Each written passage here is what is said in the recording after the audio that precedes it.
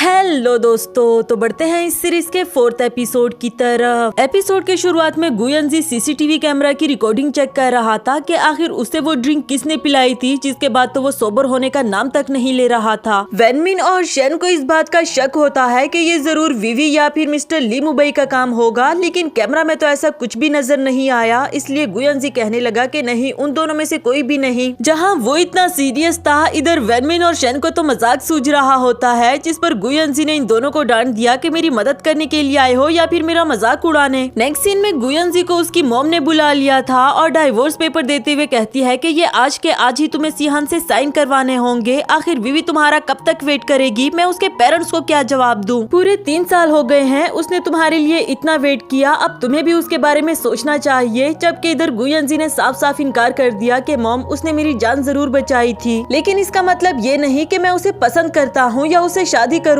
मैं सिहान को किसी भी हाल में डाइवोर्स नहीं देना चाहता। और क्या मैं नहीं जानता कि विवी ने ही सिहान को फंसाने की कोशिश की थी कि उसका ली मुबई के साथ अफेयर चल रहा है। इसमें आपने भी उसका पूरा साथ दिया। मैंने सोचा नहीं था कि आप भी इस तरह की होंगी। यहाँ तो मोम उस पर गुस्सा हो जाती है कि क्या अब तुम मुझ पर भी शक करने लगे हो? खैर, मैंने जो भी किया तुम्हारे फायदे के लिए ही तो किया था। अब मैं तुम्हारी एक भी नहीं सुनूंगी। फौरन उस सिहान को डाइवोर्स देकर यहाँ से बाहर निकालो। जबकि गुयनजी ने भी साफ साफ मना कर दिया कि मैं ऐसा कुछ भी नहीं करने वाला, और फिर वहाँ से चला गया। नेक्स्ट सीन में जब वो अपने रूम में इंटर हुआ तो सिहान को देखकर पूछने लगा कि क्या हुआ, आज तुम बाहर नहीं आई अपने रूम से? जबकि सिहान अभी भी एम्बेरस फील कर रही थी और उसे अवॉइड करने की कोशिश करती है। इसलिए गुयनजी ने अपने दिल की बात बता दी कि कल रात हमारे बीच में जो कुछ भी हुआ, मैं उसकी रिस्पॉन्सिबिलिटी उठाना चाहता हूँ और अब मैं तुम्हें डाइवोर्स नहीं देना चाहता। ये सुनकर सिहान भी जरा शॉक्ड हो गई। कहने लगी कि नहीं, तुम्हें रिस्पॉन्सिबिलिटी उठाने की कोई जरूरत नहीं, वैसे भी हम दोनों अडल्ट हैं, कोई बच्चे तो नहीं। गुयनजी तो इसलिए कह रहा था क्योंकि वो सिहान को लाइक करने लगा है और ये उसे बिल्कुल भी अच्छा नहीं लगा कि सिहान उसे मना कर रही है उसकी रिस्पॉन्सिबिलिटी उठाने से। गुस्सा होकर पूछने लगा कि क्यों, क्या तुम उस ली मुबई को पसंद करती हो? बताओ मुझे। इधर सिहान को समझ नहीं आ रही कि इसको अचानक से क्या हो गया है। वो कहती है कि नहीं, ऐसा वैसा कुछ भी नहीं, लेकिन तुम गुयनजी ही हो ना, अचानक से ऐसा क्यों बिहेव करने लगे हो? कहीं तुम्हारी सोल किसी और के साथ तो नहीं एक्सचेंज हो गई? गुयनजी उसकी एक भी नहीं सुनता। उसे अपने करीब लाते हुए पूछने लगा कि क्या हुआ, क्या हस्बैंड अपनी वाइफ के साथ रोमांटिक नहीं हो सकता? और वैसे भी हम दोनों के बीच में हस्बैंड वाइफ वाला रिश्ता तो बन ही चुका है, या एक दफा दोबारा से तुम्हें याद दिलाओ। ये कहते साथ ही वो उसे अपने हाथों में उठाकर बेड पर ले आया। सिहान को अभी भी समझ नहीं आ रही कि गुयनजी को होश में लाऊं या फिर खुद को, क्योंकि इससे पहले तो उसने कभी भी ऐसा बिहेव नहीं किया। जबकि इधर गुयनजी उसे किसिस करने लगता है। नेक्स्ट सीन अगली सुबह का दिखाया गया। जब सिहान को जाग आई तो गुयनजी उसके पास नहीं था।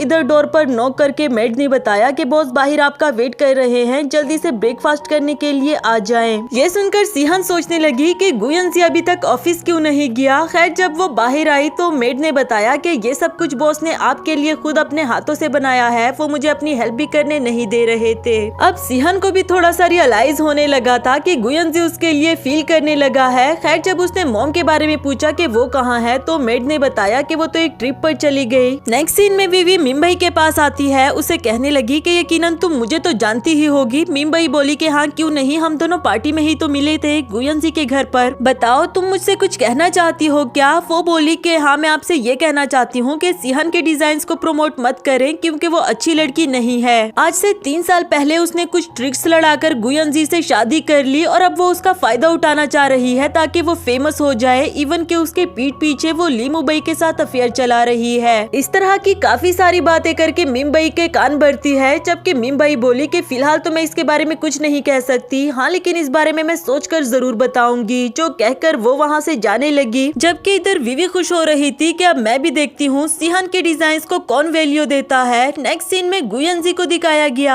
आज पहली बार उसका काम में दिल नहीं लगता, क्योंकि अभी भी वो यही सोच रहा था कि सिहान की और उसकी वो पिक्चर्स मीडिया पर किसने अपलोड की। इवन कि अब तो न्यूज में भी उनके बारे में ही बात चल रही थी। शेन को तो अभी भी मजाक सूझ रहा था कि बॉस, कहीं आपको बुखार तो नहीं हो गया कि आज पहली बार आपका दिल नहीं लग रहा काम में? वैसे एक बात तो है कि मिस विवी की पहुंच इतनी भी हाई नहीं कि वो आप लोगों की पिक्चर्स को न्यूज पर चलवा सके। मुझे तो लगता है कि इसमें कोई और इन्वॉल्व होगा। अब गुयनजी के अकॉर्डिंग तो फिर ये ली मुबई ही हो सकता है, क्योंकि और तो वहाँ पर कोई भी नहीं था। इसलिए वो फौरन से उसे कॉल करके खुद से मिलने के लिए बुला लेता है। यहाँ उसे ये तक नहीं बताया कि मैंने तुम्हें मिलने के लिए क्यों बुलाया है, बस डायरेक्ट डायरेक्टली उसे मारने लग जाता है कि तुम्हारी हिम्मत कैसे हुई मेरी वाइफ पर नजर रखने की। जबकि ली मुबई भी आगे से फाइट करने लगा, ये कहते हुए कि तुम्हारी वाइफ तो वो बहुत बाद में बनी, मैं उसे बहुत पहले से पसंद करता हूँ। यहाँ तो दोनों में काफी हाथापाई हुई। इसके बाद जब गुयनजी घर पहुंचा तो वो तो सिहान को अपने जख्म नहीं दिखाना चाह रहा था, लेकिन उसने इसका हाथ पकड़ लिया कि तुम मुझे अवॉइड क्यों कर रहे हो, मेरी तरफ देखो। उसके ये जख्म देखकर कुछ थोड़ा बहुत अंदाजा तो इसे हो ही गया था, लेकिन उसे डांटना शुरू कर दिया कि तुम्हें हो क्या गया है, आजकल किसी को भी ढूंढकर तुम फाइट करना स्टार्ट कर देते हो। साथ ही साथ उसके जख्मों पर मरहम भी लगा रही थी। दूसरी तरफ ली मुबई का भी यही हाल था, उसे भी काफी सारी चोटें आई। इधर गुयनजी कहता है कि तुम्हें नहीं अच्छा लगा ना कि लोग तुम्हारे बारे में बुरा भला कह रहे हैं, तो मैं उस इंसान को कैसे माफ कर देता जिसने ये सारी पिक्चर्स अपलोड की थी। सिहान जानती थी कि गुयनजी ने ये सब कुछ क्यों किया। आराम से उसके पास बैठकर उसे समझाने लगी कि देखो ये तो कोई तरीका नहीं होता ना, हम लोगों की सोच किसी और तरीके से भी तो बदल सकते हैं। जैसे कि अगर मैं कोई नॉवल लिखूं और उसमें लोगों की सारी मिसअंडरस्टैंडिंग्स को क्लियर करूं। इधर गुयनजी बोला कि अगर ऐसी बात है फिर तुम अपने नॉवल में भी मुझे ही अपना हीरो चुनना। उसकी ये बात सुनकर इधर सिहान की दिल की धड़कनें तेज हो गई। कुछ तो वो शर्मा भी जाती है, कहने लगी कि इस बारे में बाद में सोचा जाएगा, और फौरन वहाँ से भाग निकली। नेक्स्ट सीन में मॉम को दिखाया गया जो कि गुयनजी के अंकल मिस्टर टैंग से मिलने के लिए आई थी। वो उसे कहती है कि अगर तुम मेरे साथ हाथ मिला लो तो इसमें तुम्हारा भी फायदा होगा। अब वो क्या खिचड़ी पका रही है ये तो हमें बाद में देखने को मिलेगा। फिलहाल के लिए तो अंकल भी उसके साथ राजी हो गए, लेकिन मॉम के जाने के बाद अंकल कह रहे थे कि मैं तुम्हें बहुत अच्छे से जानता हूँ कि तुम किस तरह की औरत हो। नेक्स्ट सीन में सिहान शन को अपना थोड़ा सा लिखा हुआ नॉवल दिखा रही थी, जिसमें उसने गुयनजी को एक शार्क बनाया हुआ था। ये देखकर तो शन को भी उस पर हंसी आ रही होती है। वो दोनों ही मिलकर हंस रहे थे कि तब तक गुयनजी भी पहुंच आया। उसे देखकर शन फौरन रूम से बाहर भाग जाता है। सिहान भी जाने ही वाली थी कि गुयनजी ने उसका हाथ पकड़कर अपनी तरफ खींच दिया और यहाँ दोबारा उन दोनों के पेंडेंट्स आपस में टकरा गए। इस तरह इन दोनों की सोल्स भी एक्सचेंज हो जाती है। तब तक शन भी वापस पहुंच आया और इससे पहले कि इन दोनों से उसके सामने कोई गलती होती, सिहान जल्दी से गुयनजी का हाथ पकड़कर उसे अपने साथ ले जाती है। नेक्स्ट सीन में सिहान को गुयनजी की बॉडी में बिल्कुल भी अच्छा नहीं लग रहा था। वो कहती है कि आखिर ये कब तक चलेगा, मुझे अपनी बॉडी वापस चाहिए। गुयनजी बोला कि तुम फिक्र नहीं करो, हम कोई ना कोई रास्ता ढूंढ लेते हैं। इसके बाद वो एक एक करके सोच रहा था कि पिछले जितनी बार भी हमारी सोल्स एक्सचेंज हुई थी वो कब और आखिर क्यों हुई थी, ताकि हम पता लगा सके कि इसकी रीजन क्या है। इस बारे में तो उसे कुछ भी अच्छे से पता नहीं चल पाया, लेकिन तभी उसे शन की कॉल आ जाती है जो कह रहा था कि बॉस आप प्लीज जल्दी से आ जाए, एक इमरजेंसी हो गई है। वो दोनों जब कंपनी पहुंचे तो वेनमिन और शन ने बताया कि सभी छोटे शेयर होल्डर्स ने अपने सारे शेयर्स आपके अंकल मिस्टर टैंग को दे दिए हैं, जो इस वक्त कंपनी के सबसे बड़े शेयर होल्डर बन गए हैं, और उनको आपके सीईओ होने पर ऑब्जेक्शन है। गुयनजी की बॉडी में तो इस वक्त सिहान की सोल थी। वो दिल ही दिल में सोचने लगी कि अब मैं क्या कहूँ, गुयनजी प्लीज तुम जल्दी से कोई जवाब दे दो ना। उधर सिहान की बॉडी में से गुयनजी कहने लगा कि मेरे ख्याल से हमें अंकल के साथ मीटिंग करनी चाहिए, आप जल्दी से अंकल और उनके बेटे को ऑफिस में बुला लें। इसके बाद नेक्स्ट सीन में सिहान को एंजाइटी हो रही थी कि तुम्हारी बॉडी मेरे पास है, अंकल से तो बात मुझे ही करनी पड़ेगी, लेकिन मैं कैसे बात करूंगी। जिस पर गुयनजी उसे समझा रहा था कि तुम्हें ज्यादा कुछ कहने की जरूरत नहीं है और अपने एक्सप्रेशंस को भी कंट्रोल में रखना, बाकी सब ठीक होगा, तुम फिक्र नहीं करो, मैं हूँ ना। तब तक शन ने आकर बताया कि अंकल और उनकी फैमिली आ पहुंची है। गुयनजी की कजन याओ जो कि इस वक्त प्रेग्नेंट थी, उसे इस बारे में कुछ भी नहीं पता, लेकिन इससे पहले कि गुयनजी उसे कुछ भी बताता, दूसरी तरफ से जूहाओ आ जाता है अपने टीम के साथ, ये कहते हुए कि मैं इस कंपनी का सबसे बड़ा शेयर होल्डर हूँ। ये वही वेटर है जो कि अक्सर मॉम के साथ दिखाई देता था, लेकिन फिलहाल तो सभी लोग हैरान थे कि आखिर ये कैसे हुआ। जूहाओ ने बताया कि ये सभी शेयर होल्डर्स मुझे तुम्हारी प्यारी कजन के हस्बैंड ने गिफ्ट में दिए, जो सुनकर याओ उस पर गुस्सा हो जाती है कि ये क्या मजाक है। वो भी फौरन से माफी मांगने लगा कि मैंने जानबूझकर कुछ भी नहीं किया, बल्कि मुझे फोर्स किया गया था। लेकिन यहाँ याओ की तबीयत खराब हो जाती है, जिस वजह से उसे हॉस्पिटल ले जाना पड़ा। नेक्स्ट सीन में सिहान जो कि अभी भी गुयनजी की बॉडी में थी, वो उसे परेशान होने से मना कर रही थी और कहती है कि मैंने जुनहाओ को कई बार तुम्हारी मॉम के साथ देखा था। वो बोला कि क्या मतलब, तुम ये कहना चाहती हो कि उन दोनों का अफेयर चल रहा है? तो ये बोली कि नहीं, मैं ऐसा कुछ नहीं कहना चाहती, पर मुझे ऐसा लग रहा है कि वो मॉम का कोई फैमिली मेंबर ही है। मुझे तो उनका बेटा ही लग रहा था। अब हमें ये पता लगाना होगा कि क्या ये सच है या नहीं, और ये तो सिर्फ डीएनए के जरिए ही पता लग सकता है। साथ ही साथ वो गुयनजी को एक अच्छा सा आइडिया दे रही थी कि किस तरह हम डीएनए टेस्ट करवा सकते हैं। इसी के साथ हमारा ये वाला एपिसोड भी खत्म हुआ।